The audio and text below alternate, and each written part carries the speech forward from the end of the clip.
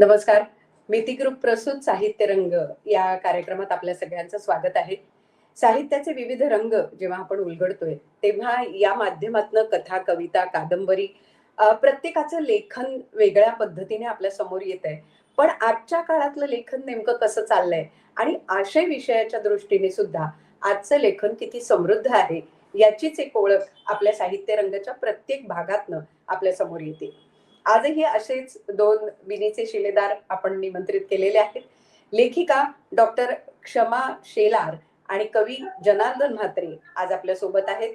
नमस्कार, दोघांचेही स्वागत आहे साहित्य रंगामध्ये. नमस्कार. नमस्कार. नमस्कार. खरं तर दोघांनाही मला सांगायला आवडेल की साहित्य रंगाचा प्रत्येक भाग वेगळ्या लेखनाने, वेगळ्या विषयाने पुढे येत असतो आणि तसंच तुमच्याही दोघांच्या बाबतीत होणार आहे. त्यामुळे आपल्या या कार्यक्रमाचं सूत्र ज्यांच्या हाती आहे, आपल्या कार्यक्रमाच्या निमंत्रक, शिवसेना नेत्या, महाराष्ट्र विधान परिषदेच्या उपसभापती डॉक्टर नीलम गोरे यांचं स्वागत करूया. नीलमताई, स्वागत आहे. नमस्कार. नमस्ते. नमस्कार. नीलमताई, आज दोघांचंही खूप छान वेगळ्या पद्धतीचं लिखाण आपल्या समोर येणार आहे. मला वाटतं आपण त्या दोघांचंही स्वागत करावं अशी मी विनंती करते. जनार्दन केशव म्हात्रे हे स्वतः आपण संगणक अभियंता आहात आणि त्याचसोबत मला एक अतिशय आवडलं संपूर्ण परिचयामध्ये ग-ज-ल हा शब्द त्यांनी ग-झ-ल नाहीये हे त्यांनी पहिल्यांदा अधोरेखित केलं. त्याच्यामुळे आमच्या पुण्यातल्या लोकांची जशी सवय असते की आधी चूक दुरुस्त करायची, तसं बायोडेटामध्येच त्यांनी छानपैकी टाकलेले की कुठेही गझलकार असा उल्लेख करू नये. गझला सदोष शब्द गझलकार किंवा गझलकार असा शब्द लिहावा. तो कसा लिहायचा तेही त्यांनी सांगितलं. छान वाटतं. म्हणजे याच्यावर तुमचा अभ्यास दिसतो सगळा, किती तुम्ही या विषयाच्या आतपर्यंत पोहोचलेले आहात. आणि खूप आम्हाला अष्टावधानी असे लेखक मिळत आहेत की ज्यांनी स्वतः एक इन्स्टिट्यूशन सारखे आहेत, एक संस्था तयार झाल्यासारखे आहेत. तुमची स्वतःच्या गझलांकित प्रतिष्ठान संस्था आहे. ग्रंथयुग प्रकाशन संस्थेचे संचालक आपण आहात आणि अनेक कार्यक्रमांच्या मध्ये व्याख्यानं, तसंच ग्रंथांचं संपादन, सहसंपादन, गीतलेखन, परीक्षण अशा अनेक प्रकारांनी तुम्ही साहित्याशी जोडले गेलेले आहात. तुम्हाला अनेक पुरस्कार प्राप्त झालेले आहेत आणि त्याच्यात यशवंतराव चव्हाण राज्य काव्य पुरस्कार, काव्यभूषण पुरस्कार, संस्कृती संगम पुरस्कार असे सातत्याने पुरस्कार मिळालेले आहेत. स्थित्यंतर हा गझल संग्रह प्रकाशित आहे. तसंच स्पर्शांकुर, गझलोत्सव, आई या संग्रहांचं तुम्ही सहसंपादन केलेले आहे. संमेलनाच्या विशेषांकांचं सहसंपादन केलेलं आहे. त्याचबरोबर गझल विधा या प्रातिनिधिक मराठी गझल संग्रहाचं संपादन केलेलं आहे.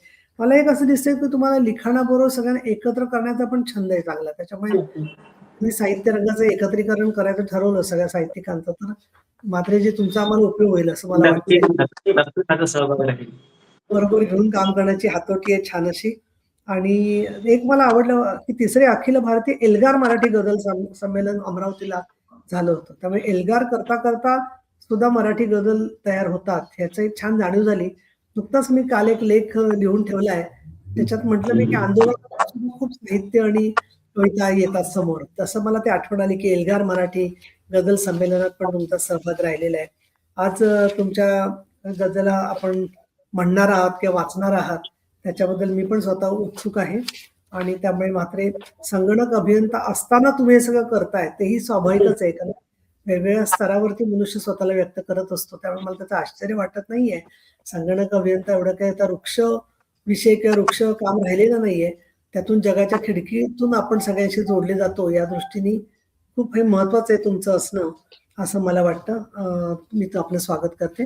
डॉक्टर क्षमा संजय शेलार अजून एक आपल्या डॉक्टर मैत्रीण भेटलेली आहे की ज्या होमिओपॅथिक डॉक्टर आहेत आणि ज्यांना वैद्यकीय व्यवसायामध्ये काम करत असताना अजून काही व्यक्त व्हायचं असतं. अशी माणसं वेगवेगळ्या माध्यमातून व्यक्त होतात. त्याच्यामध्ये तुम्ही स्वतः मला विशेष वाटलं त्याच्यामध्ये की काही पुस्तकं जी आहेत त्या दशोराज्ञ, नावं सुद्धा वेगळीच आहेत, बायजा, गोमककडी आणि सवाष्ण अशी तुमची प्रकाशनं आहेत. त्याखेरीज तुम्ही अनेक कार्यक्रमांमध्ये महाराष्ट्राचं प्रतिनिधित्व केलेलं आहे. त्यानंतर देऊ फुले वाङ्मय पुरस्कार मिळालेला आहे आणि दशोराज्ञाला अनेक पुरस्कार मिळाले. जो 11 पुरस्कार तुमच्या एका साहित्याला मिळालेले आहेत. खरोखरच एक त्याला आपण म्हणून अत्यंत सर्जनशील आणि गुणवान आणि वाचकांच्या लाडक्या तुम्ही लेखिका आहात आणि त्यामुळे त्याचा एवढा गौरव त्याचा खूप चांगल्या प्रकारे झालेला आहे. इतर पुरस्कारांमध्ये परदेशातले किंवा परप्रांतातले पुरस्कार सुद्धा त्याच्यात आहेत. ज्या सर्वोत्कृष्ट लेखिका पुरस्कार मिळालेला आहे आणि कथेची निवडही तुमची कथा स्पर्धेतील प्रातिनिधिक निवडीत झालेली आहे. तर त्यामुळे डॉक्टर क्षमा शेलार तुम्ही एक अजून मला परिचयात आवडलं तुमचं, की काही नृत्य स्पर्धेत सुद्धा तुम्ही भाग घेतलेला आहे त्याच्यामधून आविष्कारामध्ये. विशेषतः आम्ही हा साहित्य रंग कार्यक्रमाला सुरुवात केली त्यावेळेला हेतू हाच होता आणि तो आजही आहे आणि तो म्हणजे जागतिक उदारीकरणाच्या नंतर जे अधिक लिहिते झालेले आहेत, बोलते झालेले आहेत अशा लोकांना बोलवायचं. बहुतेक वेळेला मराठी साहित्याची सुरुवात झाली नाही तर मग ती 30, 40, 50 सालापासून होते आणि त्याने आपण 80-90 पर्यंतही पोहोचतच नाही बऱ्याच वेळेला. आणि म्हणून मी असं म्हणेन की या संदर्भामध्ये तुम्हीच डॉक्टर शमा यांचं जे काम आहे त्यामध्ये डॉक्टर्सच्या कॉन्फरन्सेसमध्ये सुद्धा तुम्ही खूप स्वतः सहभागी झालेले आहेत. Indian doctors for peace and डेव्हलपमेंटच्या कॉन्फरन्स, IDPDच्या उपयोग, नाट्यप्रवेश तिथे फिनलंडला सादर केलेला आहे. तसंच आकाशवाणीवरती अनेक गोष्टी सादर केल्या आहेत. त्यामुळे मल्टीटास्किंग आणि विविध विषयांमध्ये रस असलेले लेखिका म्हणून तुमचं वेगळं स्थान आहे. अनेकांना असं वाटतं की डॉक्टर असणारी लोक का बरं इतर क्षेत्रांमध्ये सारखे जातात म्हणून असे. परंतु एक असं आहे की डॉक्टरांना ज्या संवेदनशीलतेने जग पाहण्याची संधी मिळते त्यामधूनच ती सर्जनशीलता अधिक आविष्कार होत असावेत असं मला वाटतं. आणि त्यामुळे तुमचं सुद्धा जे आज तुम्ही आणि बेल्हा जुन्नर इथे तुम्ही पत्ता काम करता. बेल्हा मला चांगलंच माहितीये, जुन्नरचं काम पण बरंच आमचं थोडंफार आहे, संपर्क आहे लोकांशी. शरद सोनावणे वगैरे आहेत तिकडे आमचे लोक. तर त्याच्यामुळे तुम्ही अतिशय तो लाईव्ह भाग आहे. पुणे जिल्ह्यातले जुन्नर आणि काही जे तालुके आहेत ना अतिशय लाईव्ह आहेत. वारकरी परंपरा आहे, सगळं वातावरण चांगल्यापैकी एक मराठी वाचनाचं आणि लिखाणाचं मुंबईशी कनेक्ट आहे त्यांचा एक वेगळ्या प्रकारे. भाजीपाला वगैरे जातो आणि अशा वेळेला तिथे तुम्ही काम करताय म्हटल्यावरती अजय अतुलच्या गाण्यात जसं आहे ना, गावाकडच्या माणसांचे गीतं झाले की नातं जोडणं अवघड जातं, तशा प्रकारचे प्रेमळ लोक आहेत सगळे तिकडे. तिथे तुम्ही एक काम करताय म्हटल्यावरती साहित्यात त्याचं सुद्धा आविष्कार होणं स्वाभाविकच आहे. वेगवेगळे प्रकार आणि त्याचे रंग जे आहेत ते स्पष्ट आहेत. त्यामुळे तुमचंही मनापासून स्वागत करते आणि आपण कार्यक्रमाला उत्तरास सुरुवात करूया. नीलमताई, तुम्ही म्हणालात तसं दोन्ही अतिशय उत्तम लेखन करणारे दोन खंदे लेखक आपल्याकडे आलेले आहेत आणि मला वाटतं क्षमा तुमच्या कथेपासून आपण सुरुवात करूया. आणि खूप वेगळ्या प्रकाराची वेगळ्या विषयाची कथा आज आम्हाला उलगडता येणार आहे. त्याचं नावही वेगळं आहे, साखरी बारव. अर्थात याच्या अर्थापासून तो नेमका काय आहे इथून उलगडण्यापासून आपल्याला ती कथा उत्सुकतेकडे नेते. त्यामुळे क्षमा, मी तुम्हाला विनंती करेन की तुमच्या कथेचं वाचन तुम्ही करावं. नमस्कार, माझ्या कथेचे नाव आहे साखरी बारव. कातीव दगडी चिऱ्यांनी प्रमाणबद्ध बांधलेली अतीव देखणी पाषाण सुंदरी म्हणजे साखरी बारव. तिच्या निवळ शंख पाण्यात ठिकठिकाणी जिवंत पाण्याचे उपळ. अगदी बारमाही तिची ओटी पाण्यानं भरलेली. कधी काळी भला थोरला दुष्काळ पडला तेव्हा सुद्धा हिचं जलवैभव ओसरलं नव्हतं अशी जाणती म्हणतात. त्या पाण्यात कितीतरी खेकड्यांचे, माशांचे, विरोळ्याचे संसार. पाण्याच्या वरही कितीतरी भिरभिरती पाखरं. लेकुरवाळीच ती. आणि या सगळ्या कौतिकाला पोटात घेऊन गारे गार काळोखी सावलीचं चिंच बन एखाद्या पुराण पुरुषासारखं उभं. गावात अजूनपर्यंत टिकलेल्या जुन्या म्हाताऱ्या तिला साखराई म्हणतात. त्यांच्या काळातल्या या अखंड जल सौभाग्यवती बारवेला साखरे म्हणणं उंडगं वाटतं त्यांना. अवघ्या आयाबायांना आधार असलेली ती पुण्यसलीला. एक जुनी म्हातारी अपार भक्तिभावानं सांगते, ही बारव लय जुनी, साखरेसारखं गोड पाणी तिचं, म्हणूनच तिला साखराई म्हणतात. पाची पांडव वनवासात होते का?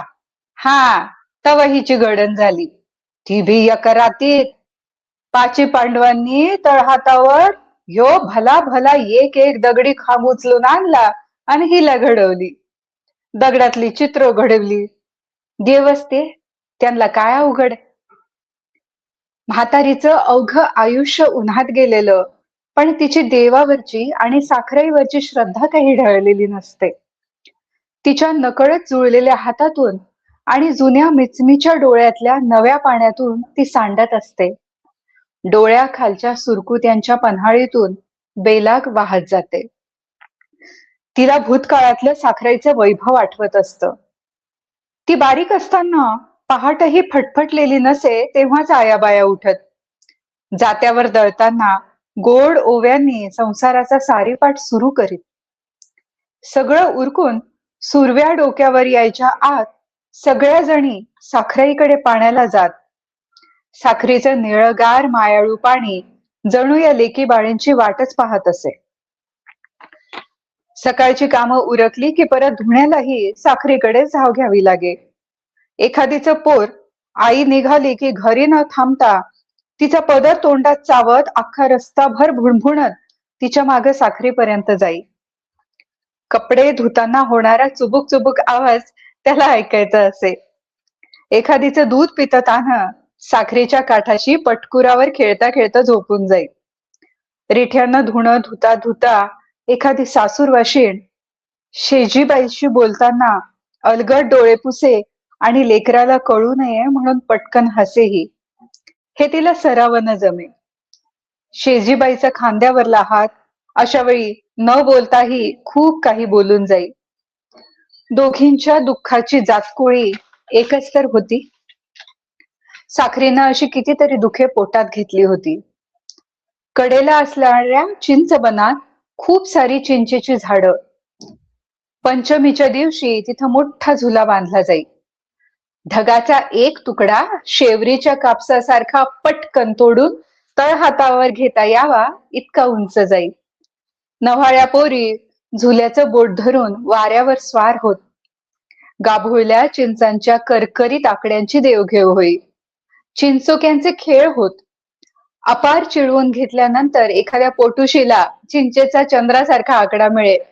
बिचारी लाजेनं लाल होत सगळ्या गणनेंपासनं नजर चोरत साखरेईकडे बघे. साखरीच्या गोड पाण्यावर शहारा येई. अशा सुखावणाऱ्या डंखांची गुपितही साखरेनं पोटात घेतली होती. नवरा तिच्या 7व्या माळेला साखरेची पूजा करण्याची चाल होती. निवत फुलं वाहून बारवे दिवल्या सोडून पूजा संपन्न होई. त्या दिवशीचं साखरेचं घरंदाज घाटदार सौंदर्य अगदी सालंकृत सवासणीसारखं दिसे. या सुंदर क्षणांची शिदोरी घेऊन लेकी बाळी ऊन पाऊस झेलायला तयार होत. साखरेची कितीतरी युग अशी संपन्न गेली. पुढे काळाच्या कराल जबड्यात पहिला घास गेला तो चिंचबनाचा. कुठल्याशा हायवेच्या कामासाठी ते दाट बन कापलं. चिंचेवरले गाणारे पक्षी कुठे दूरदेशी परागंदा झाले. बनाच्या सावलीत सुखरूप असलेली बारं उघडी पडली. एखाद्या तरुण विधवेसारखी उदास ओकीबोकी दिसू लागली. आता बारवेच्या साक्षीनं होणारी गोड कुजबूज थांबली. तिची जागा बारवेला वाळीत टाकणाऱ्या फराटेदार बेफिकीर मस्तीत चालणाऱ्या मोटारींनी घेतली. घरोघरी नळ आले, पाण्यावरच्या मोटारी आल्या. आता उगवतीच्या सूर्याचे किरण ऋतून चकचकणाऱ्या हंड्यांची तांबूस पिवळी चळत आणि धुण्याची रंगीबेरंगी गाठोडी घेऊन कुणी बारवेकडे जाईना झालं. साखरी बिचारी पंचमीची आणि नवरा तिच्या 7व्या माळीची वाट पाही. किमान त्या दिवशी तरी कुणीतरी शेवाळाचा पदर बाजूला करून तिच्या पायाला स्पर्श करेल अशी तिला आस लागे. आता तिच्या अंगा खांद्यावर वाढलेल्या लेकीबाळी केव्हाच दूर गेलेल्या. आत्ताच्या काही तुरळक पोरी येत. एक प्रथा म्हणून लांबूनच कोऱ्या मनानं फुलं दिवे नैवेद्य वाहत आणि फोनामध्ये स्वतःचे नटलेले थटलेले फोटो काढण्यात मग्न होत. साखरी आपली जुन्या म्हातारीसारखी गुमान तिची जागा सांभाळे. स्पर्शासाठी आसुसलेली साखरी पाण्याला झालेल्या पोरींच्या भावनाहीन स्पर्शाला आपल्या शेवाळाच्या पदराआड फुटक्या आरशासारखा दडवून ठेवे. पुढच्या नवराती पतोर ती एखाद्या विटाळशी सारखी अस्पर्श राहणार असे. शेवाळाची चिकटपट्टी तोंडाला लावून गप गुमान पडे. पण एका रात्री आखरीत घडायचं होतं. ती बारशीची रात होती. ऐन मध्यान रातीला पाचोळ्याचा आणि काठीचा आवाज येऊ लागला. साखरीनं शेवाळाचा पदर तोंडावर धरून कानोसा घेतला. पाटलाची गोजाबाई सावकाश काठी टेकत येत होती. साखरी दचकली. उपळाचा श्वास रुद्ध झाला. या अपरात्री गोजी काहून आली असं इथं? गोजाबाई बारवच्या काठाशी गलित गात्र बसली. तिचा दम छाटला होता. नंतर जणू काय साखरीचं स्वगत ऐकल्यावानी गोजाबाई बोलू लागली. साखराई, माझं माहेर बी इथलं आणि सासर बी इथलं. पंचमीला मपल्या होणाऱ्या नंदनं मला इथंच पाहिलं. तू या काठाशी पसंत केलं आणि नवरातीच्या 7व्या माळीला सवाशीण म्हणून मी तुला पूजलं सुद्धा. नव नव लगीन होतं. दोन तुझ्याकडे आले का गडनी चिडवून का वानीत. त्याच्या पुढच्या नवरातीला जलम आला आणि त्याच्या पुढल्या वर्षाला तुळईवानी पोर बी झालं. पोर वर्षाचं बी झालं नाही आणि हीच पेडायचं निमित्त होऊन माझा नवरा गेला. आई व म्हणाले, तू दिली तिथं मेली. आता निस्ती चोळी बांगडी पुरती ये बया. आयुष्याचा डाव तुझ्या साक्षीनं मांडला म्हणून मग उघडी पडले तेव्हा बी तुझाच आसरा घ्यायला आले. पण पटकुरावर ठेवलेलं पोर रडायला लागलं आणि म्या मागं फिरले. त्याच्याकडे पाहून कंबर कसली. लय कामं केली. हिरी खांडल्या, सुरून घेतले, चारीची खड्ड्याची कामं केली, गुरं वळली. त्या कामाला मापच नाही. कंबरड मोडून पडायचं, पाय चिरळायचे, हात सुलवाटायचे, सारं अंग हेबळायचं. पण तुपलं निळं पाणी घेतलं ना माय, कसं अमदा बरं व्हायचं.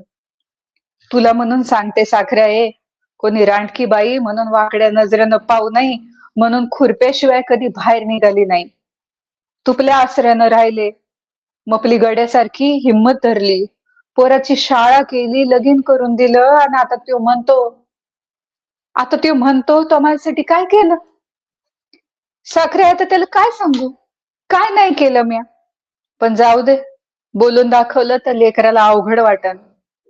आता एकच कर माय, तुझ्याशिवाय मपला जीव आता कुठंच थंडगार व्हायचा नाही ग. या जन्माचा पार कट्टाळा आलाय बघ. मला वटीत घे तुपल्या. सटूबाईनं मपलं घर उन्हात बांधलं, त्याला लेकरू तरी काय करणार. लेकरू हारळी आणि येली जाऊ दे, कापसावानी म्हातार होऊ दे. सुखाचं राहू दे त्याला. तुपला आशीर्वाद असू दे. साखरेच्या उपळातून आसव वाहू लागली. पाण्यावरचा बारशीचा चंद्र डहुळला. साखराईनं साय माखल्या मायेनं गोजीला पोटात घेतलं. पाण्याच्या अलवार हातांनी ती गोजीला शांतवत राहिली. गोजी कधी नव्हे ते शांत झोपी गेली. ती साखरीत आणि साखरी तिच्यात एकजीव झाली. 2 दिवसांनी गावात हागबूम झाली खरी, पण पाण्यात खडा टाकल्यावर पाणी हिंदोळतं आणि शांत होतं इतकाच वेळ. गोजाबाईनं जणू देखच दाखवली. परत काही दिवसांनी कुणी एक सासूरवाशीण आपल्या भोगवट्याची गाथा साखरीत बुडवती झाली आणि तिच्यानंतर आणखी कितीतरी. आता गावच्या कित्येक आयाबायांचे टाहो साखरीत विरलेत. त्या बिचाऱ्या आपलं मन रीत करण्यासाठी तिच्या पोटात विसावल्या आणि अमर झाल्या. आता धुक्यासारख्या तरल रूपात त्या साखराईच्या मांडीवर बसून हितगुज करतात. तिच्या पाण्यात पाय बुडवून तिच्या पाण्याच्या पदराशी लढीवाळ खेळतात. कुण्या दांडग्यानं वारव बुजवून मोठा धाबा काढायचं ठरवलं, पण साखरीच्या या लेकींनी त्याला चिंगाट पळवून लावला. आता गावातली लोक हळू आवाजात कुजबुजतात, त्या साखरेच्या नादी लागू नका कोणी. सवसांचं तिथं जाऊ नका. भुताळी बारव आहे ती. दांडग्याची कशी बारादारी केली तिनं. पार येडा झाला ना राव दांडगा. असं कानावर आलं की साखरी आणि तिच्या पोटातल्या लेकी खुदू हसतात. त्या हसल्या की लोकांना पैंजणाचा आवाज येतो. बांगड्यांची किणकिण ऐकू येते. आताशा तिकडे कुणी फिरकत नाही. नवरातीच्या 7व्या माळीला कुणी घाबरत दिवे सोडायला आलं की त्यांना साखरी शेवाळलेली दिसत नाही. उलट एखाद्या घरंदाज गर्भारशी सारखी तेजपुंज दिसते. दर पौर्णिमेला पाटलाची गोजाबाई बारव साफ करताना दिसते म्हणतात. धन्यवाद. वा वा, म्हणजे कथेला शेवटी जो काही एक ट्विस्ट दिलाय तुम्ही, तो अप्रतिम आहे. आणि भाषा क्षमा खूप सुंदर, की म्हणजे अशा प्रकारची भाषा ऐकायला मिळत नाही. आणि प्रत्येकाच्या गावात असा एखादा ओढा, अशी एखादी नदी, असा एखादा ठिकाण असं असतं की जिथे जाऊन हितगुज केलं जातं, तेच कुठेतरी तुम्ही आमच्या डोळ्यासमोर आणलंय. खूप सुंदर. आणि पाण्याचे थँक्यू. उपळ, ग वाटतं वगैरे हे शब्द वेगळ्या पद्धतीचे होते. आणि सगळ्यात मला खूप आवडलं ते म्हणजे डोळ्याखालच्या सुरकुत्याच्या पन्हाळीतून. हे जे अगदी सुरुवातीचं तिचं जे चित्र आहे, वर्णन आहे. म्हणजे आजकाल पन्हाळी किंवा हे शब्दच वापरले जात नाहीत, पण ते तुम्ही खूप छान पद्धतीने वापरले. खूप सुंदर. धन्यवाद. मला वाटतं तुमचा अनुभवाचाही त्याला एक झालर असावी असंही वाटलं ते वाचल्यानंतर. आणि अशीच अनुभवाचे वेगवेगळे भाग असतात की जे व्यक्त होण्यासाठी आपण वेगवेगळं माध्यम निवडतो. तुम्ही कथा निवडली, तसं जनार्दन म्हात्रे यांनी कविता हे माध्यम निवडलंय. मला वाटतं अशाच काही छान कविता पहिल्या भागामध्ये आम्हाला कोणत्या ऐकायच्या आहेत, जनार्दन? मी 2 गझल आणि 2 कविता असं पाठवलं होतं. तर प्रत्येक भागामध्ये मी 1 गझल, 1 कविता असं दोन्ही घेतो. समसमान न्याय होईल. म्हणजे एका कवितेची आणि एका गझलची अशी युती आपण सादर करू. मन तुझे घेते झोके. म्हणजे ही गझल सुरू करण्यापूर्वी ती पार्श्वभूमी कशी असेल? मन तुझे घेते झोके, हालत्या पानांसवे आणि स्वप्नांना दिलासा वाहत्या पाण्यासवे. मन तुझे घेते ये झोके, हालत्या पानांसवे आणि स्वप्नांना दिलासा वाहत्या पाण्यासवे. ही तुझी सोबत अशी की दशदिशा गाती जशा, चांदण्या आल्या धरेवर विहरण्या माझ्या सवे. आणि ऐकण्या आतुर वारा गुज गोष्टी आपल्या, ऐकण्या आतुर वारा गुज गोष्टी आपल्या. रात्र सुद्धा जागते ही बोलण्या चंद्रासवे. गझल अशी आहे. भेटली ती अन सुचवले विषय गझलांचे, भेटली ती अन सुचवले विषय गझलांचे. बोलली मोघम बरसले विषय गझलांचे. भेटली ती अन सुचवले विषय गझलांचे, बोलली मोघम बरसले विषय गझलांचे. भेट पहिली त्यातुनी पाऊस रिमझिमता, भेट पहिली त्यातुनी पाऊस रिमझिमता. मग पुढे थोडे सरकले विषय गझलांचे. चोरुनी माझी तिची नजरानजर झाली, चोरुनी माझी तिची नजरानजर झाली.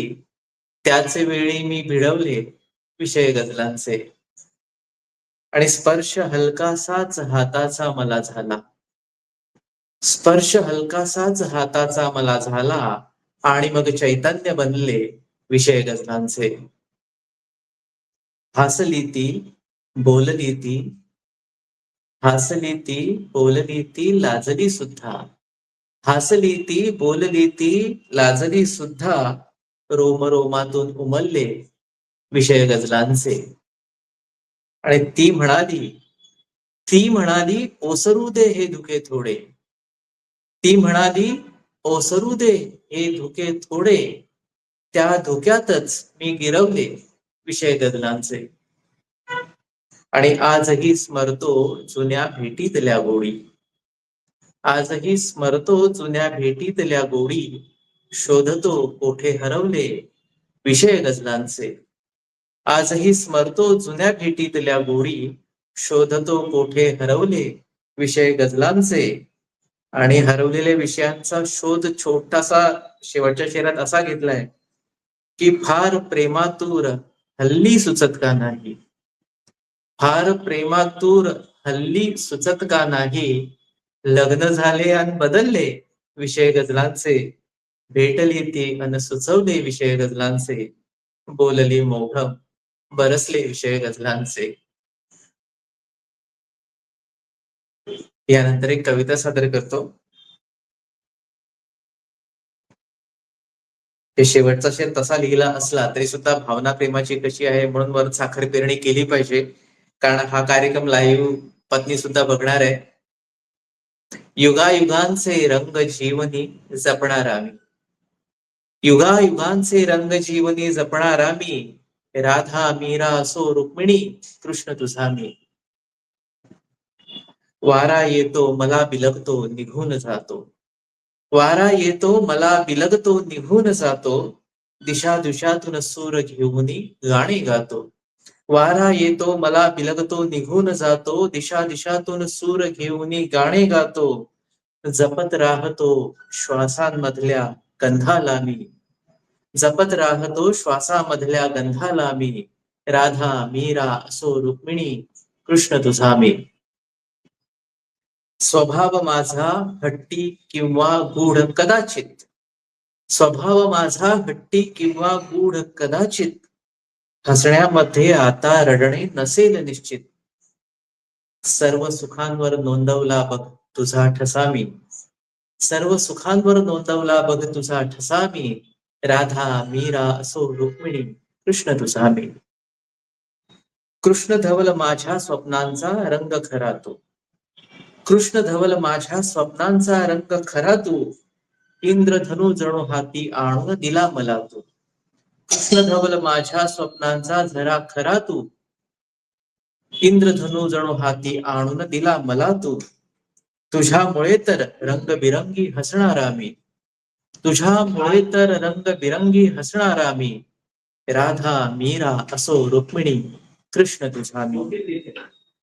षड्ज वेगळा सुरांकडे मी मागत होतो, षड्ज वेगळा सुरांकडे मी मागत होतो, सम दिसताना उगाच आधी थांबत होतो, षड्ज वेगळा सुरांकडे मी मागत होतो, सम दिसताना उगाच आधी थांबत होतो, भेटलीस तू नाद अनाहत अनुभवला मी, भेटलीस तू नाद अनाहत अनुभवला मी, राधा मीरा असो रुक्मिणी कृष्ण तुझा मी.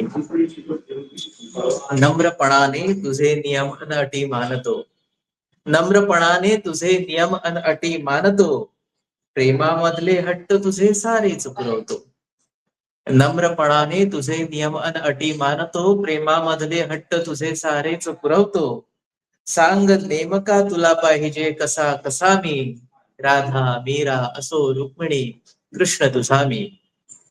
आणि आकाशाची असीम माया जाणवते ना, आकाशाची असीम माया जाणवते ना, आणि बदलती छटा मनाला मोहवते ना, आकाशाची असीम माया जाणवते ना, आणि बदलती छटा मनाला मोहवते ना, सोबतीत पण तुझ्या विसरतो सगळ्याला मी, सोबतीत पण तुझ्या विसरतो सगळ्याला मी, राधा मीरा असो रुक्मिणी कृष्ण तुझा मी. भवा पार या नवीन सृष्टी असेल का जर, भवा पार या नवीन सृष्टी असेल का जर, प्रेम भावना अशीच ही असणार निरंतर, भवा पार या नवीन सृष्टी असेल का जर, प्रेम भावना अशीच ही असणार निरंतर, वचनामध्ये बांधलीय मी तुला मला तू, वचनामध्ये बांधलेय तू मला तुला मी, एकदा मला तू एकदा तुला मी, वचनामध्ये बांधलेय तू मला तुला मी, राधा मीरा असो रुक्मिणी कृष्ण तुझा मी, युगायुगांचे रंग जीवनी जपणारा मी, राधा मीरा असो रुक्मिणी कृष्ण तुझा मी. वा धन्यवाद. खूप छान. एक संवेदनशील तरल अशा तुमच्या भावना कवितांमधनं आल्या. गझलांच्या विषयाची गंमतही आवडली आणि नंतरची साखर पेरणी ही फार छान होती. मला असं वाटतं वेगळा षड्ज मिळाला तुम्हाला आणि अखेर सम सापडली असं म्हणायला हरकत नाही. खूप सुंदर. हीच खरं तर गंमत असते ना की वेगवेगळे विषय आपल्या वेगळ्या आशयातनं आपण एक सूत्र घेऊन मांडत असतो. तुम्ही ते कवितेच्या माध्यमातून मांडले. क्षमा पुन्हा एकदा तुमच्याकडे येते की कादंबऱ्या तुम्ही आतापर्यंत लिहिलेल्या आहेत आणि कादंबरीतला एक छोटासा ऐवज काढून आपल्याला वाचकांपुढे मांडायचा आहे तर ती खरंच कठीण गोष्ट आहे.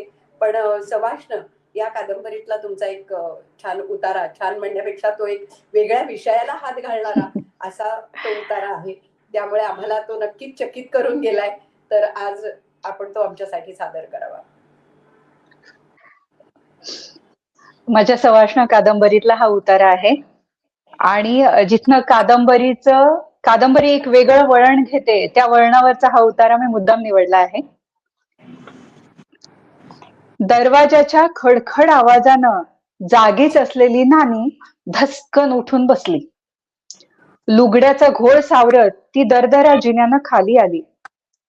सर्वांचीच नजर दिंडी दरवाजाकडे गेली होती. पहाटेच्या अंधुक प्रकाशात दरवाजाच्या जाड पितळी कडीला धरून उभी असलेली आकृती मुकादमाची नव्हती. ती होती छाती जोर जोरानं धपापत असलेली पण डोळ्यात अंगार फुललेली बाजिंदार. नानाचा त्याच्या डोळ्यावर विश्वास बसेना. जखमी वाघिणीसारख्या चवताळलेल्या बाजिंदाच्या हातात ताजर रक्त लागलेलं खुरप उगारलेलं होतं. तिचे विस्कटलेले केस तिच्यावरच्या प्रसंगाची साक्ष देत होते. अर्धवट उघडे ओठ रागानं थरथरत होते. मस्तकाची शीर थाड थाड उडत होती. आगीची धग लागल्यानं लुगड्याचा अर्धवट जळून गेलेला पिसुरा स्पष्ट दिसत होता. कपाळावरच्या महिरपीचे केस होरपळून वेडेवाकडे वळले होते. धुरानं हात काळे झालेले होते. आगीची आच लागल्यानं तिचा कातीव चेहरा सुद्धा काळा पडून गेला होता. त्या चेहऱ्यावर उडालेल्या ताज्या रक्तथेंबांच्या ओळी त्याला भेसूर रूप देत होत्या. तिच्या या अवताराकडे पाहताच नानानं भेदरून तात्याने बघितलं. सावधपणे मागे मागे जात तो भिंतीशी लावून असलेल्या सरपणा शेजारी उभा राहिला. बाजिंदाचं त्याच्या हालचालींकडे लक्षच नव्हतं. तिच्या नजरेच्या ठिणग्या नानावर रोखलेल्या होत्या. तिच्या घातक मनसुब्यांचा अंदाज येताच हे सगळं नाट्य व्हरांड्यात उभी राहून बघणारी आजी ओरडली, "अरे बघता काय आप्पा, तात्या, अरे पुतळ्यासारखं उभं काय राहिला, धरा त्या सटवीला." तेवढ्या अवधीत तात्यानं चपळाई करून बाजिंदाला मागून जाऊन पकडली. पण तिच्यात आज अमानवी ताकद आली होती. आप्पा मदतीला असूनही ती तात्याला आवरेना झाली होती. तिचं हे अनपेक्षित रूप पाहून सगळेच भांबावले होते. नानाचं तर अवसानच गळालं होतं. वेळीच हाकबूम झाली नसती तर आज या खुरप्यानं नक्कीच शिर धडा वेगळं झालं असतं याची त्याला खात्री झाली. इतक्या हुशारीनं काटा काढायचं ठरवूनही ही अवदसा वाचलीच कशी? आणि खुरप्याला लागलेलं हे रक्त कुणाचं? मुकादमाचं? असे सगळे प्रश्न काही पानांच्या अवधीतच नानाच्या डोक्यात तरळून गेले. "सोडा मला रानकीच्यानो, आज तुमच्या बापाचं रगात पिल्या बगर मी मरायची नाही." असं बोलून बाजिंदानं त्वेषानं आपलं खुरप धरलेला हात सोडवून घेतला आणि ते खुरप वेगानं नानाच्या दिशेने फेकलं. तो खुरप्याचा वार नानी मध्ये आल्यानं नानीच्या दंडाला चाटून भिरभिरत ओसरीवर पडला. थरथर कापत असलेली नानी बाजिंदा पुढे हात जोडत म्हणाली, "ह्यांची चूक झाली असेल. मी म्हणते घोडचूक झाली असेल. पण माझ्यासाठी तेवढं पोटात घाल बये. तुझं काय नुकसान झालं असेल ते मी भरून देईन ग. पण ह्यांना माफ कर. जे काही झालं गेलं असेल विसरून जा पोरी. पदर पसरते मी तुझ्या पुढे." डोळ्यातल्या घळाघळा वाहणाऱ्या पाण्याच्या साक्षीनं बाजिंदा फुतकारली, "माझा समजा संसार, माझी सोन्यासारखी लेकरं कोंबडीच्या पिलावानी आगीत करपवली तुझ्या दादल्यानं. कुठून परत आणशील ग त्यांना? घराची मसनवटी झालेली पाहून माझ्या दादल्याला याड लागन. कंच्या तोंड्यानं मी त्याच्या मोहर जाऊ सांग. अगं बाई माणूस ना तू, तरी तुला कळ ना माझं काय हरपलं ते. आता कुठून आणू मी माझ्या लेकरांना? कसं देशील माझं हे नुकसान भरून?" नानी हतबुद्ध झाली होती. नानानं त्याच्या वासनेपायी जन्माजोगीचे तळतळाट घेतलेत या जाणीवेनं ती थर्रारून उठली. तिच्यात माणुसकीचं आणि गृहकर्तव्याचं द्वंद्व सुरू झालं. तिच्या तोंडातून शब्द फुटेना झाला. ती परिस्थिती शरण जाऊन म्हणाली, "मी काय बोलू? तुझ्या पहाड्या एवढ्या दुःखापुढं काय बोलू माय? पण ह्यांना माफ कर, माफ कर." नानीचा कंठ रुद्ध झाला होता. बाजिंदाच्या तेज खुरप्यानं तिच्या दंडाला मोठी जखम केली होती. त्यातून रक्त भळभळत होतं. पण नानीचं त्याच्याकडे लक्षच नव्हतं. नानीच्या गयावया करण्याचा बाजिंदावर काही परिणाम झाला की नाही याचा अंदाज बाजिंदाच्या चेहऱ्याकडे बघून कुणालाच येत नव्हता. सगळे खिळल्यासारखे उभे होते. त्या काही क्षण नांदलेल्या शांततेला चिरत बाजिंदा कडाडली. बाहेर शेण खायची चटक असलेल्या नवऱ्याला तू पोटात घेतीस? बर, घे. पण माझा शाप त्याला भवल्या बिगर राहणार नाही. थडथडा छाती पिटून घ्यायची बारी येईल ह्या वाड्यावर. हिथं हळदी कुक्काचा करंडा तसाच तोंड वासून पडल. दिवसा ढवळ्या भूत नाचतील तिथं. वाड्याची भुई जोडव्याचा आवाज ऐकायची नाय. वटवागळाचं घुबडाचं राज्य येईल. आयुष्यभर तुझ्या साऱ्या वंशाला बाहेरच तोंड मारत फिरावं लागल. या वाड्यात एक बी सवाशीण जगणार नाही, एक बी सवाशीण जगणार नाही. हा माझा एका आईचा शाप आहे तुम्हाला. कधी कोणी पाहिला नसन असा कहार होईल. माझा तळतळाट समद्यानं भोवल, तळपट होईल तुमचं. बाजिंदा एक हात नाचवत म्हणाली. तिचा आवाज अस्मान चिरीत जात होता. भेसूर आवाजातले ते अभद्र बोल नानीचं काळीच फाडत होते. तिची जीभ टाळ्याला चिकटली. स्वामी, स्वामी, स्वामी रक्षण करा, रक्षण, असं पुटपुटत हात जोडून उभी असणारी नानी हे सगळं सहन होऊन काही कळाच्या आत धाडकन ओसरीच्या दगडी पायऱ्यांवरनं गडगडत खाली पडली. तिला सावरण्यासाठी आप्पा तात्या दोघे एकदमच तिच्याकडे धावले. तेवढ्यात हात मोकळे झालेली बाजिंदा मिळालेल्या संधीचा फायदा घेण्यासाठी खुरप्याच्या दिशेनं धावली. तितक्यात तिच्या पायावरून काहीतरी थंडगार सरकत गेल्याची जाणीव तिला झाली आणि उजव्या टाचेत अचानक विंचवाच्या नांगीसारखी ठसठसणारी वेदनाही उफाळली. खुरप्याच्या वीतभर अंतरावर बाजिंदा कोसळली. खुरप्याच्या दिशेनं लांबवलेला तिचा हात निष्प्राण झाला होता. तोंडातून फेस येत होता. सगळे त्या आकृत्याकडे बघत राहिले. घराण्याचा मूळ पुरुष अंगणातल्या कर्दळीत सळसळत दिसेनासा झाला होता. धन्यवाद. बापरे. अंगावर काटा आला म्हणतात तसं हे सगळं वर्णन आहे. खरोखरच आकृत घडलं आणि सवाष्ण आणि तिची ताकद एका वेगळ्या पद्धतीने तुम्ही ह्या सगळ्या कादंबरीत दाखवली. मला वाटतं मूळ कादंबरी वाचण्याची उत्सुकता मात्र ह्या तुमच्या एका छोट्या भागातनं निश्चित निर्माण झाली की कादंबरीचा पट किती मोठा असू शकतो. एका छोट्या भागामध्ये तुम्ही इतक्या गोष्टी घडवल्या आहेत. त्यामुळे मला असं वाटतं मूळ कादंबरी मुळापासून वाचावी आणि वाचकांच्या मनात सुद्धा ती उत्सुकता निश्चित निर्माण झाली. क्षमा, खूपच छान.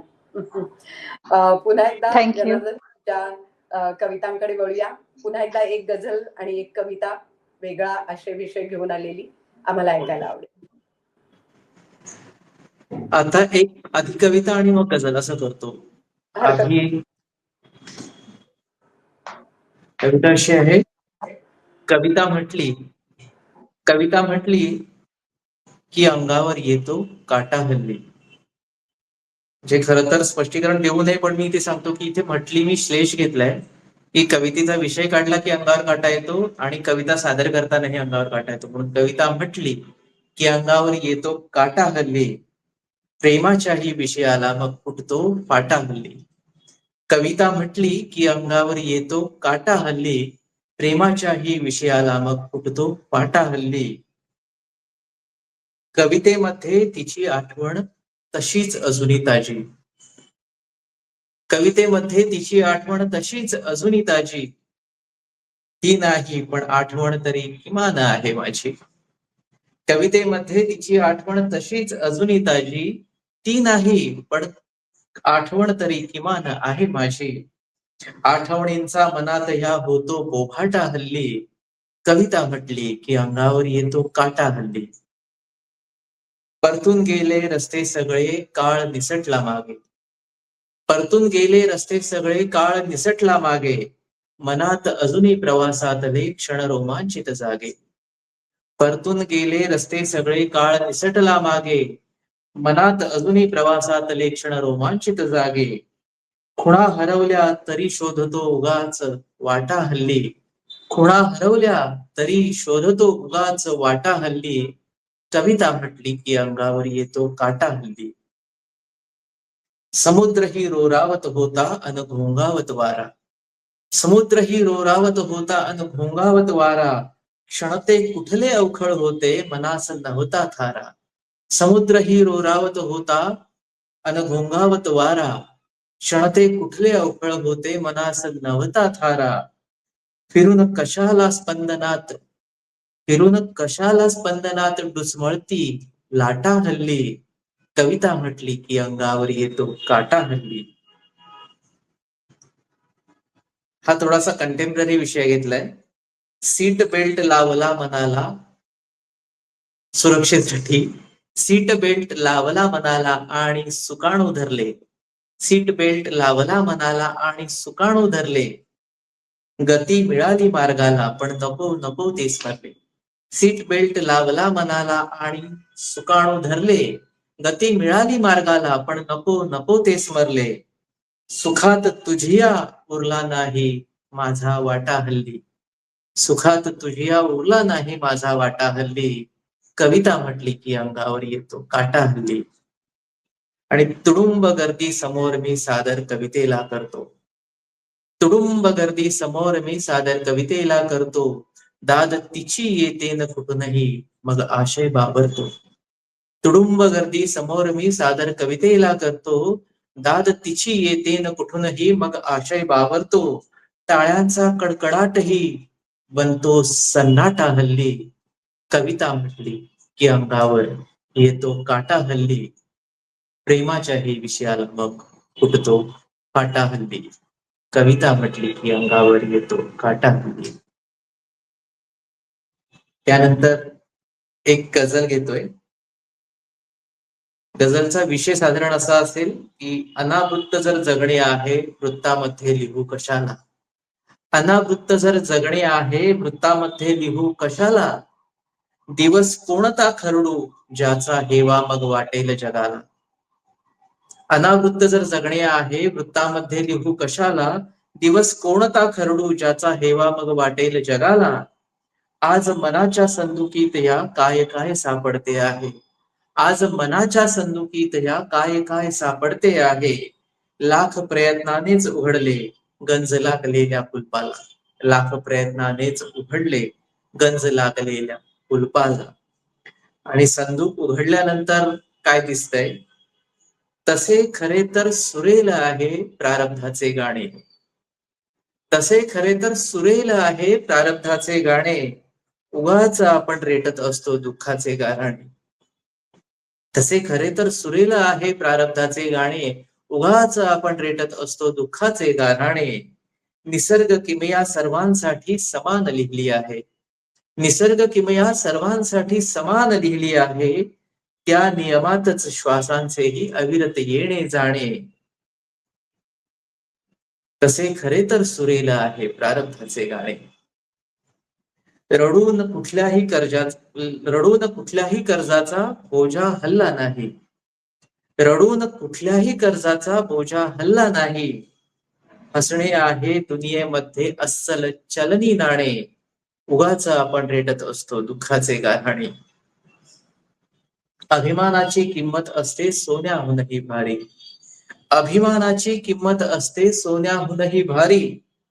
ही श्रीमंती जपूया, ही श्रीमंती जपूया, टाळू जगणे लाजिरवाणे. तसे खरे तर सुरेल आहे प्रारब्धाचे गाणे. आणि समानतेची व्याख्या ह्याहून नसे वेगळी काही, समानतेची व्याख्या ह्याहून नसे वेगळी काही. प्रत्येकाला मिळाया हवे नित्य सुखाचे दाणे, प्रत्येकाला मिळाया हवे नित्य सुखाचे दाणे. तसे खरे तर सुरेल आहे प्रारब्धाचे गाणे. ओढ असूनही नाही म्हणणे कसब निराळे आहे. तर गझल म्हटली की प्रेमाचा एखादा शिर आलाच पाहिजे. ओढ असूनही नाही म्हणणे कसब निराळे आहे, कशास राणी शोधतेस तू कायम नवे बहाणे. तसे खरे तर सुरेल आहे प्रारब्धाचे गाणे. आणि मनात वेडेपणा असू दे आवश्यक तो असतो, मनात वेडेपणा असू दे आवश्यक तो असतो. दुनियेसाठी होऊ आपण थोडे तरी शहाणे. तसे खरे तर सुरेल आहे प्रारब्धाचे गाणे. आणि गझलमध्ये अनेकदा उर्दू गझल पासून परंपरा आहे की शेवटच्या शेरामध्ये कवी स्वतःचं नाव लिहितो, त्याला मक्ता म्हणतात. मक्ता आपले संत मंडळी लिहित होते, संत कवीही लिहायचे, तुका म्हणे, ज्ञाना म्हणे. तसं मी इथे शेवटी मक्ताही लिहिलाय आणि स्वतःचा पत्ताही सांगितलाय. किती छान लिहितोस जनार्दन, भेटूया का आपण? किती छान लिहितोस जनार्दन, भेटूया का आपण? स्वतःची थोडी पाठ थोपटून घेतली आहे, स्वतःला शाबासकी दिली आहे. किती छान लिहितोस जनार्दन, भेटूया का आपण? स्वागत आहे तुमचे, पत्ता माझा कळवा ठाणे. तसे खरे तर सुरेला आहे प्रारब्धाचे गाणे, उगाच आपण रेटत असतो दुःखाचे गाणे. धन्यवाद. वा वा वा. खरंच आहे, उगाच आपण रेटत असतो वा. दुःखाचे कारणे. हे आहे आणि समाजाचं भान देता देता तुम्ही हळूच एक तो प्रेमाचा शेर गुंफलात त्याच्यामध्ये. ती गंमत जरा वेगळीच आली आणि त्यामुळे तुमच्या कवितेला तुम्ही लावलेला सीट बेल्ट, मनाला लावलेला सीट बेल्ट हा कवितेतनं नक्की जाणवला. खूप सुंदर. मला वाटतं नीलमताई आज दोघांचेही विषय वेगळे, भाषा शैली वेगळी आणि एक वेगळी संवेदनशीलता आपल्याला अनुभवायला मिळाली. काय सांगाल? डॉक्टर क्षमा शेलार यांनी जे संपूर्ण वाचन केलं ते एकदम ज्याला आपण म्हणू हादरवून टाकणारं. आणखीन एका बाजूला अनेक वेळेला हा झालेला आहे वादंग की ग्रामीण जीवन हे फक्त सुंदर नद्या खोऱ्यांचं असतं का? त्याच्या बरोबर. पलीकडची मानवी हिंसा, क्रूरता, त्याच्यामधली उतरंड जातीची, सत्तेची, संपत्तीची, वर्चस्वाची, त्याच्याबद्दलचं स्त्रीचं अवहेलना, आणखीन एक समूहांच्या मधला वेगवेगळा संघर्ष खूप सुंदर लिहिलेला आहे त्याच्यात साखरी बारवच्या मध्ये. तसं तर मला वाटतं की अनेक वेळेला नदीला साहित्यामध्ये आईची उपमा दिलेली आहे. पाणमाय नावाची मला वाटतं जी कुलकर्णींची जी कथा आहे ती सुद्धा खूप प्रसिद्ध आहे. आणि त्याच्यामध्ये त्या विहिरीपाशी ती जायची, त्याला तिला विचारायचं कोणतंही की मी येऊ येऊ का येऊ का? आणि एकदा ती हो म्हटल्यानंतर तो माणूस तिथेच सामावून जातो. अशा प्रकारचंच एक वेगळा पण अजून ज्याला आपण म्हणू की एकाकी पण, एकांत आणि त्यातून झालेला अखेरचा प्रवास, याच्याबद्दलचं फार सुंदर निरूपण आणि त्याचं विश्लेषण दोन्ही केलेलं आहे. आणि ते कुठेही कंटाळा न येण्या सारखं, पण त्याचबरोबर हरवून टाकणारं आणि त्यांच्या प्रश्नांशी समोर एकरूप झालेलं अशा प्रकारचं त्यांनी साहित्य लिहिलेलं आहे. आणि त्याचबरोबर मी असं म्हणेन की या ज्या आहेत त्या कथा एका अर्थाने केस स्टडीज पण आहेत समाजामधल्या, की शेवटी आपण नेहमी चर्चा करतो स्त्रियांच्या आत्महत्या का जास्त झालेल्या दिसतात किंवा विहिरीमध्ये पडून मृत्यू, आणि मग ती पाणवठ्याला गेल्यावरती लाईट नसतात. बहुतेक ठिकाणी बारवांच्या इथे, पाणवठ्याच्या इथे लाईट नसतात. तर माझ्यामधला एक शासक प्रशासक सुद्धा जागा होतो अशा वेळेला.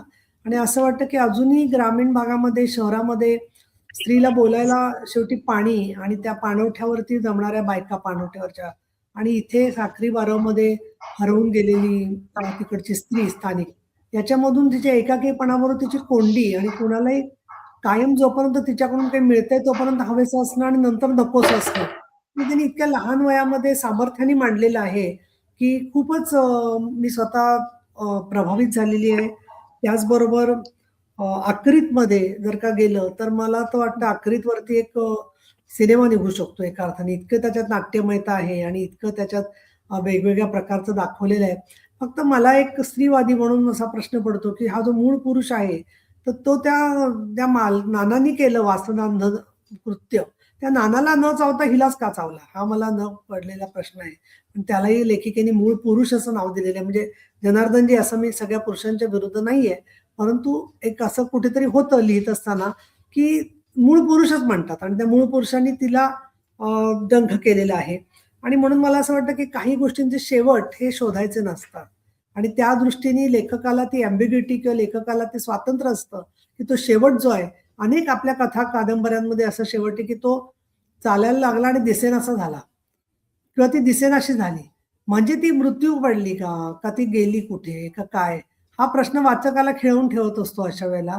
तसंच एका अर्थाने साखरी बारवच्या मध्ये माणूस हरवलं तर ते दुसऱ्या जगात हरवलेलं आहे का स्वतःपासून आता असणाऱ्या जगापासून वेगळं झालेला माणूस आहे, का नक्की त्याचा एकरूप निसर्गाशी होऊन निसर्गाच्याच बरोबर अंत झालेला आहे. अशासारखे खूप प्रश्न पडण्यासारखं आहे. दुसरं तिचा जो संताप आहे सगळा, तिच्याशी वासनांधतेपणे ती म्हणते माझी लेकरं सगळी करपवली तुम्ही वगैरे, तर एक प्रचंड वासनांधतेमध्ये क्रूरता आहेच, म्हणजे त्याच्यात काही शंकाच नाहीये.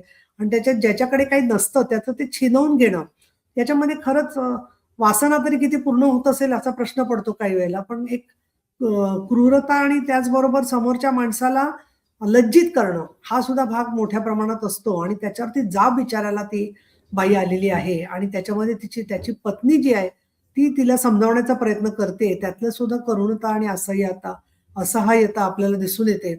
आणि आपण आज सुद्धा बघतो काही वेळेला एखाद्या व्यक्तीवर आरोप होतात बलात्काराचे, तर त्याची बायको ठामपणे उभी राहते की ते बलात्कार त्यांनी केलाच नसेल. त्यावेळेला तो क्षमाच्या कथेतली ती मला स्त्री दिसते की जी असं सांगते ठामपणाने.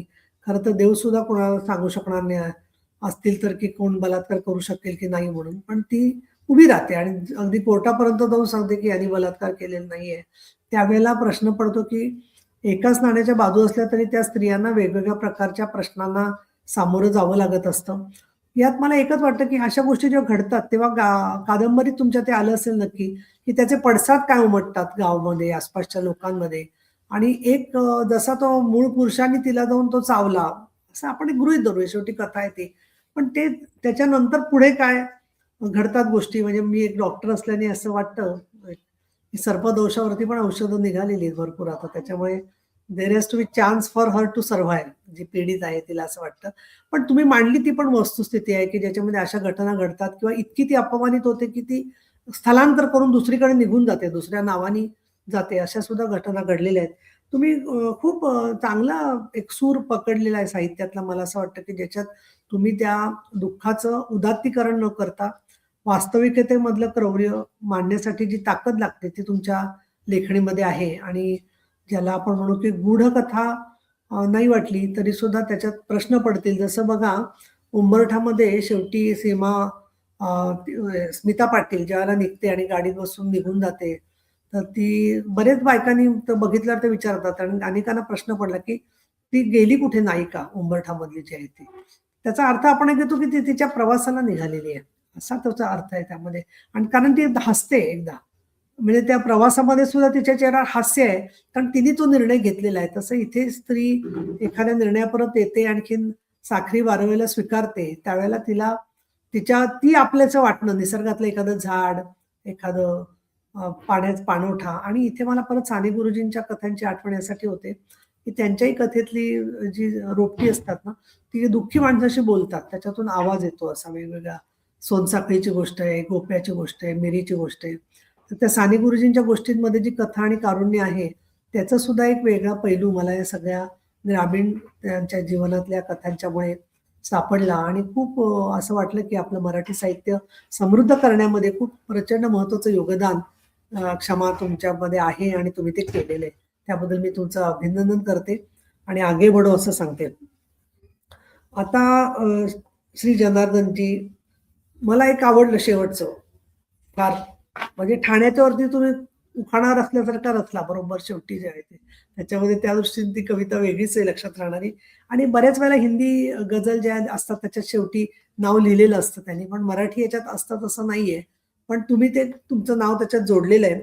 पण त्यामध्ये प्रारब्धाचे गाणे हे मला विशेष कविता सगळ्याच आवडल्या. पण त्याच्यामध्ये समानतेची व्याख्या याहूनही नसे वेगळी काही, प्रत्येकाला मिळाया हवंय नित्य सुखाचे दाणे, हे म्हटलं. आणि त्याच्यानंतर परत तुम्ही पुढच्या ओळींमध्ये धक्का दिलेला आहे आणि परत विषय बदललेला आहे. आणि त्यामुळे वेगवेगळे रंग, एखादा झोका जसे इकडून तिकडे जातो तसे तुम्ही फार चांगले जबरदस्त मांडलेले आहेत. दुसरं, तुमची पत्नी ऐकते हे तुमचं लक्षात आहे चांगलं सारखं पूर्ण कार्यक्रमवर. त्याच्यामुळे एकदा वहिनींना सांगायला पाहिजे की तुम्ही नाही आहात असं सांगून मग हे काय लिहितात जरा आपल्याला बघायचंय म्हणून असं. पण तुमची मीरा आणखीन कृष्णाची आणि राधा मीरा कृष्ण असो रुक्मिणी कृष्ण तुझा मी, त्याच्यामध्ये जे नातं बदलत गेलं तरी त्यातलं गहिरेपण जे आहे ते फार सुंदर तुम्ही मांडलेले. की आकाशाची असीम माया जाणवते ना, आणि बदलती छटा मनाला मोहवते ना, सोबतीत पण तुझ्या विसरतो सगळ्याला मी, राधा मीरा असो रुक्मिणी कृष्ण तुझा मी. एक ज्याला आपण म्हणू की खूप गहिरं असं नातं तुम्हाला व्यक्त करता येतंय. त्याबद्दल तुम्ही सुदैवी आहात, त्याच्यात काही शंकाच नाहीये. आणि दुसरं, तुमच्यामध्ये एक चतुरपणा पण आहे आणि त्या चतुरपणाच्या मध्ये तुम्ही सत्य पण सांगून टाकलं, वाचकांपासून काही लपवून ठेवलेलं नाहीये तुम्ही. हे सत्य सुद्धा तुम्ही सांगितलेलं आहे की लग्न झाले आणि बदललेले विषय गझलांचे. खरं आहे, ती खरी माणसाने कबूल केली पाहिजे. त्याची तुम्ही ती कबूल करून टाकली.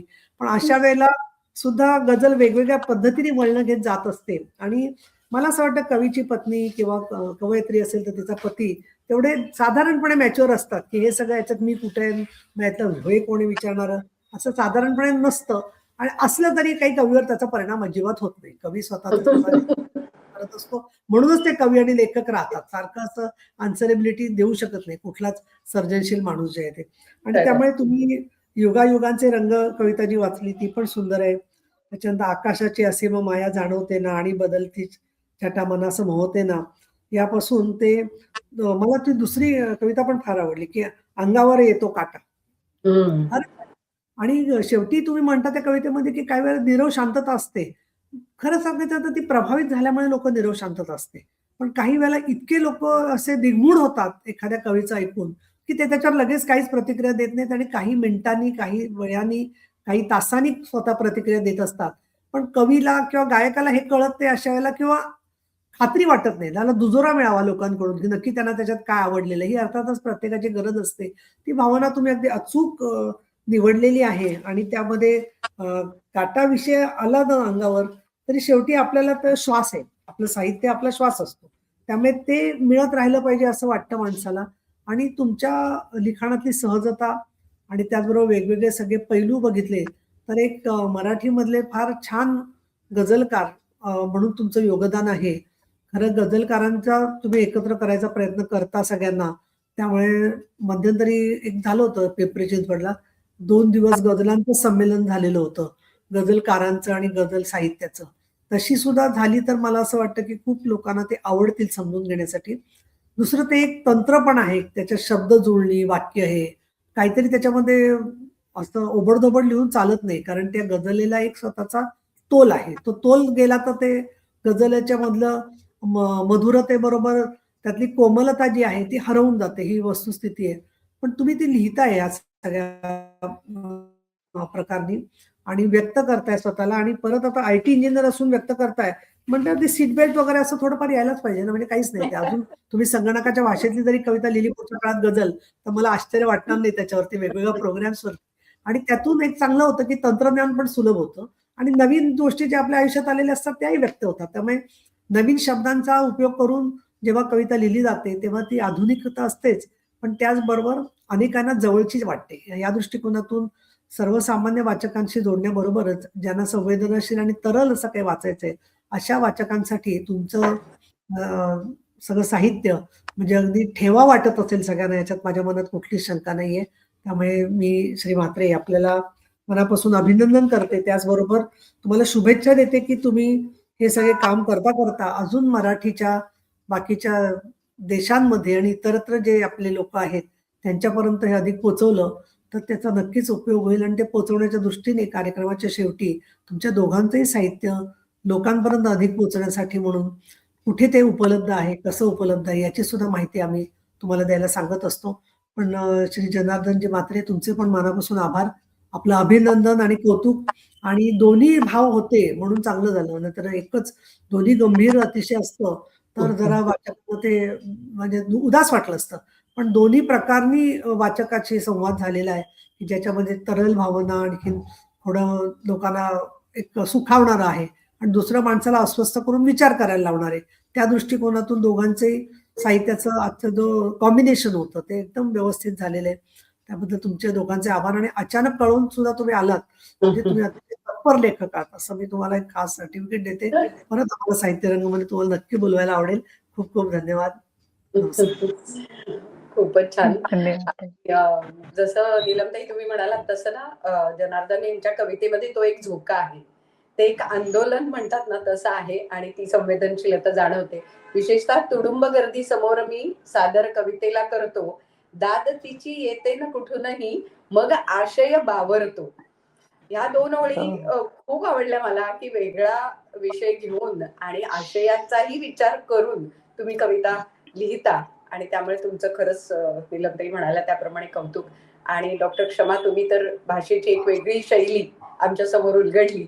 त्यामुळे दोघांच्याही पुस्तकं आम्हाला कुठे मिळतील ऑनलाईन काही उपलब्ध आहेत का याबद्दल आम्हाला सांगा. डॉक्टर क्षमा, काय सांगाल? माझी 4 पुस्तकं आहेत. सगळ्यात पहिली कादंबरी म्हणजे दाशराज्ञी युद्धावरची दशराज्ञा, जिच्या प्रती माझ्याकडे आता उपलब्ध आहेत. आणि दुसरी आहे बायजा म्हणून, जी सप्तर्षी प्रकाशन मंगळवेढा यांनी केलेलं आहे. तर ती प्रकाशकांकडेही उपलब्ध आहे, ऑनलाईन पण उपलब्ध आहे, Amazonवर वगैरे, बुकगंगा, नंतर अक्षरधारावर. त्यानंतर घुमककडी म्हणून आहे, तर ती शोपिझम प्रकाशनातर्फे, तर ती त्यांच्या वेबसाईटला पण मिळेल आणि Amazonला पण ती अवेलेबल आहे. आणि सगळ्यात लेटेस्ट म्हटलं तरी जी सवाष्ण, जिचा उतारा मी वाचला, तर ती राजहंस प्रकाशनाने प्रकाशित केलेली आहे. तर ती राजहंसच्या सगळ्या वितरकांकडे मिळेल आणि ऑनलाईन पण मिळून जाईल. वा, खूप छान. हो. अंजना, तुमच्या माझा कविता खूप स्थित्यंतर हा गझल संग्रह प्रकाशित आहे आणि त्यानंतर प्रकाशन काही केलं नाहीये, पण ज्याला आपण सगळेजण डिजिटल तावडी म्हणतो, तसं फेसबुकवरती, इंस्टाग्रामवरती कविता गझल सगळ्या प्रकाशित आहेत. ऑनलाईन व्यतिरिक्त आता आणखी म्हणजे 4 पुस्तकं यावर्षी प्रकाशित होत आहेत. त्यामध्ये एक कविता संग्रह, एक गझल संग्रह